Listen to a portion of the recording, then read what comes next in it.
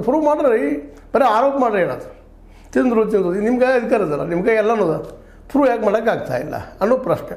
ಈ ಸಲ ಪ್ರೂವ್ ಮಾಡ್ತಾರೆ ಎಲ್ಲರೂ, ಅಟ್ಲೀಸ್ಟ್ ಈಗಾದರು ಅವ್ರು ಶಿಕ್ಷೆ ಆಗಲಿ. ತಪ್ಪಿತಸ್ಥರು ಯಾರೂ ಇಲ್ಲ ಅವರು. ರಾಹುಲ್ ಗಾಂಧಿ ಇರೋಲ್ಲರು, ಸೋನಿಯಾ ಗಾಂಧಿ ಇರಲಿ, ಮತ್ತೊಬ್ಬರು ಇರಲಿ, ಕೇಜ್ರಿವಾಲ್ ಇರಲಿ, ಇನ್ನೊಬ್ಬರು ಇರಲಿ. ಕೇಜ್ರಿವಾಲ್ ಅಂತಿರೋದು ಅಧಿಕಾರ ಇಲ್ಲ, ಏನೂ ಇಲ್ಲ, ಖಾಲಿ ಇದ್ದಾರೆ ಪಾಪ ಅವರು. ಯಾಕೆ ಅವ್ರ ಮೇಲೆ ಭ್ರಷ್ಟಾಚಾರ ಆರೋಪ ಮಾಡಿದಿರಿ? ಸಾರಾಯಿ ಭಾಳ ಹೊಡೆದಾರಪ್ಪ, ಅಬಕಾರಿ ತಿಂದಾರ ಮಾಡ್ಯಾರ.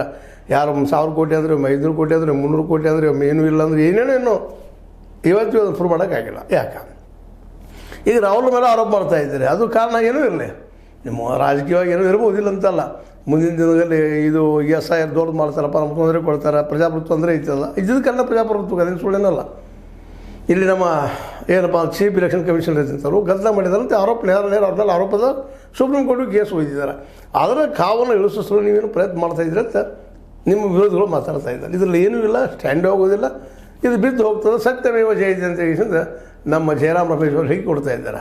ಅದೇ ಕಾಲಕ್ಕೆ ನಮ್ಮ ಸಿಂಘ್ವಿ ಅವರು, ನಿಮಗೆ ಗೊತ್ತಿದೆ, ಕಾಂಗ್ರೆಸ್ಸಿಗರು, ಅದು ವಿಶೇಷವಾಗಿ ಸುಪ್ರೀಂ ಕೋರ್ಟ್ ವಕೀಲರು, ಬುದ್ಧಿವಂತರು, ಅವ್ರು ಹೇಳ್ತಿದ್ರೆ ಏನೈತ್ರಿ, ಹಳಿ ಸರಿ ಹಳೆ ಬಾಟೆ ಎಲ್ಲ ಹಳೆದು ಏನು ಹೊಸದೇನಿಲ್ಲ, ಇದರಿಂದ ಏನೂ ಆಗೋದಿಲ್ಲ, ನಾವು ಇದನ್ನು ವಿನ್ ಆಗ್ತೀವಿ, ಗೆಲ್ತೀವಿ ಅಂತ ಅವ್ರು ಸಿಂಘ್ವಿ ಅವ್ರು ಹೇಳ್ತಾ ಇದ್ದಾರೆ. ಇವ್ರು ನೋಡಿ ಗೆಲ್ತಾನೆ ಅಂತ ಹೇಳ್ತಿದ್ದಾರೆ. ಸುಬ್ರಹ್ಮಣ್ಯ ಸ್ವಾಮಿ ಅವರು ಅಂತ ಯಾವಾಗಲೂ ಅವ್ರು ಆರೋಪ ಮಾಡೋದ್ರಲ್ಲಿ ಮುಂದೆ ಎಕ್ಸ್ಪರ್ಟ್ ಹ್ಯಾಂಡ್ ಆರೋಪ ಮಾಡ್ತಾರೆ. ಕೆಲವೇನಾಗಿದೆ ಹಿಟ್ಟಲ್ಲಿ ರನ್ ಏನೋಪ್ಪ ಇವರು ಹಂಗೆ ಅನಿಸ್ತಿರ್ತಾರೆ.